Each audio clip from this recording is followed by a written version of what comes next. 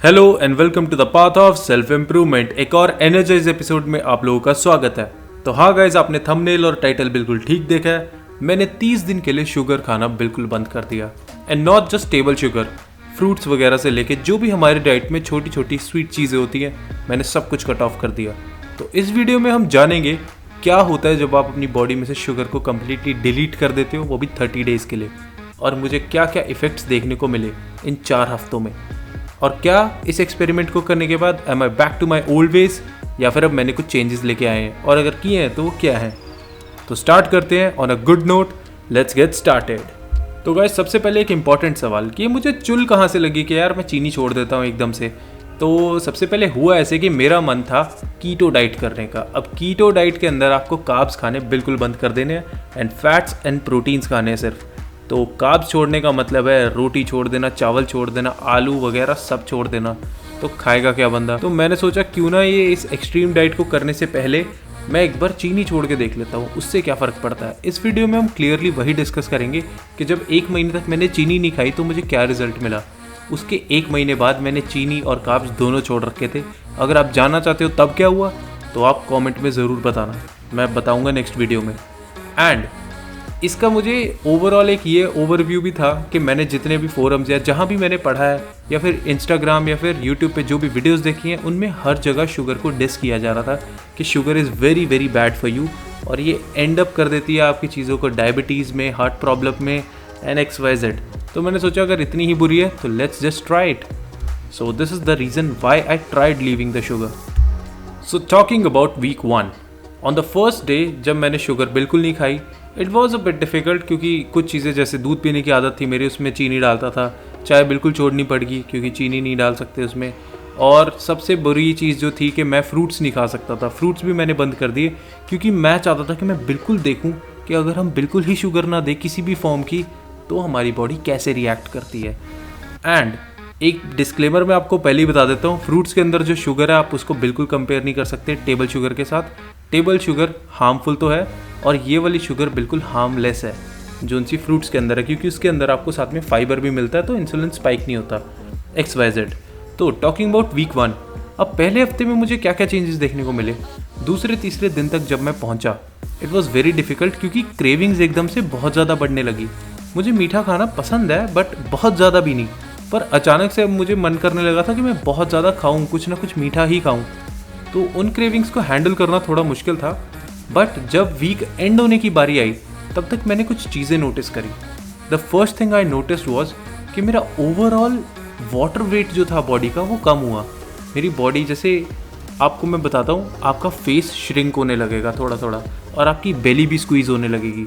जो आपकी body water weight hold कर रही है ना, वो विद इन अ वीक पूरा लूज़ कर देगी, जिसकी वजह से जब आप जिम जाओगे तो आपको थोड़ा फ्लैट लगेगा, आपको वो क्रेजी पम्प्स नहीं आएंगे एकदम से, बट ओवरऑल आपको फील होगा कि अब आप थोड़े थोड़े पतले होते जा रहे हो।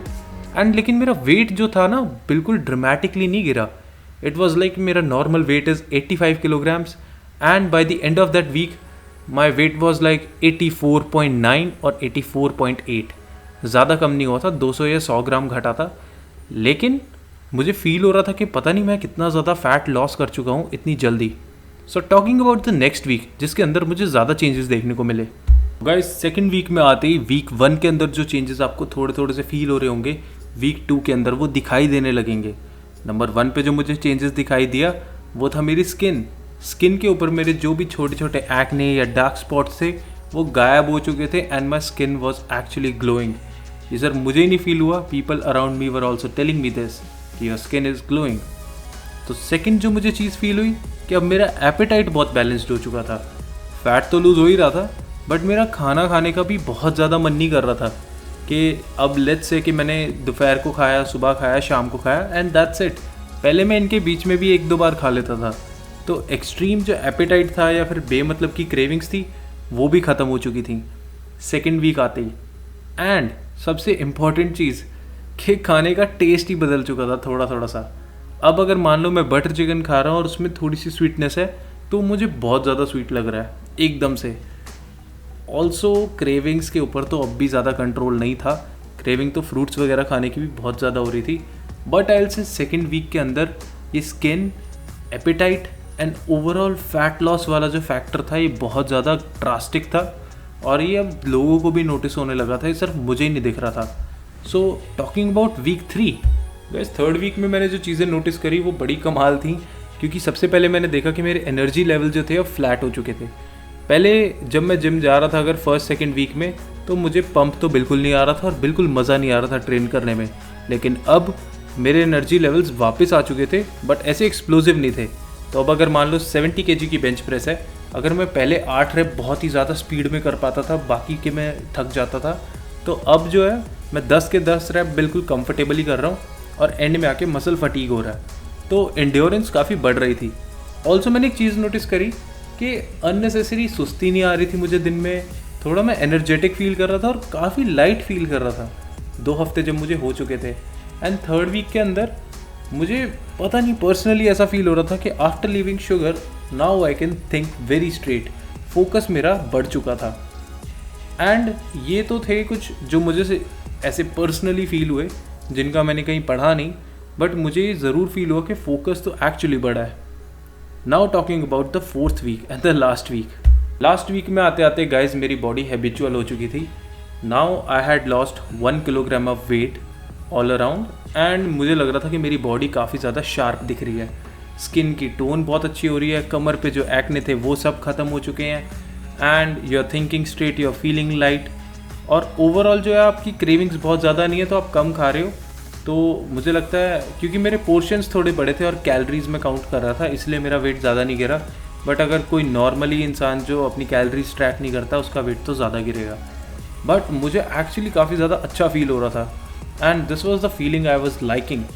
तो 4th वीक के अंदर कोई ऐसे ड्रामेटिक चेंज नहीं था, बट एक मेजर चेंज जो मैं आपको बताना चाहूँगा, I actually suffer from premature greying of hair. तो मेरे 9th क्लास या 10th क्लास से ही थोड़े थोड़े से बाल ग्रे होने शुरू हो गए थे, बट जब से मैंने शुगर छोड़ी उसके बाद से मैंने नोटिस करा कि ग्रे हेयर की क्वांटिटी एक्चुअल में कम हो गई है और मेरे बालों का टेक्सचर भी थोड़ा सुधर गया है। और आई विल से कि ओवरऑल मुझे लगता है कि क्योंकि स्किन इम्प्रूव हुई है और hair are also a part of skin, इसीलिए मेरे बाल भी इम्प्रूव हुए हैं। अब ग्रे हेयर की प्रॉब्लम तो मुझे एक्चुअली ज़्यादा दिखती नहीं है एंड ओवरऑल मेरे बाल भी जो है थोड़े से हेल्दी दिखते हैं। तो guys talking about the conclusion now, मैंने 4 हफ्ते तक चीनी बंद करी और उसके बाद अब मैं क्या खाता, मैंने खाए सबसे पहले फ्रूट्स खा के तो बहुत अच्छा लगा।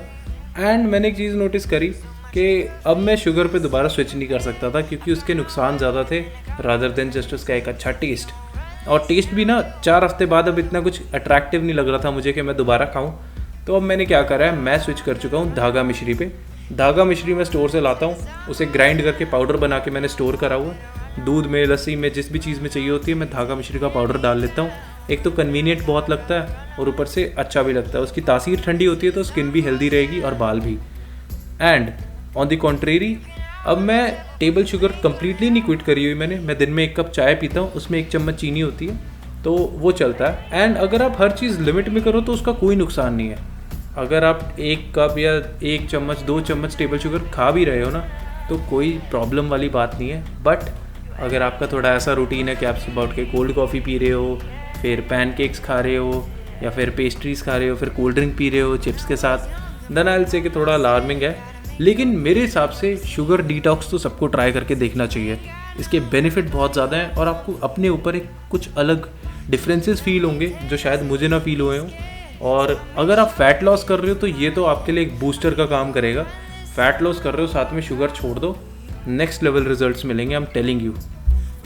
ऑल्सो गाइज एक सबसे बड़ा फैक्टर ये है कि जब आप किसी चीज़ की अर्ज को कंट्रोल करते हो तो आपकी बॉडी में आपको इस तरह फील होता है, आपके माइंडसेट में आपको इस तरह फील होता है कि यू आर अनडिस्ट्रक्टेबल एंड अनडिस्ट्रैक्टेबल, जो कि आई विल से कि इन सब चीज़ों के बेनिफिट से ज़्यादा ऊपर है। शुगर एक ऐसी चीज़ है जो बचपन से इतनी ज़्यादा खाई है, उसकी एडिक्शन को अगर आप साइड रख देते हो ना तो आपको सही में ऐसा फील होता है कि मेरे कोई चीज़ जो है वो मेरा कुछ बिगाड़ नहीं सकती and I am very indestructible.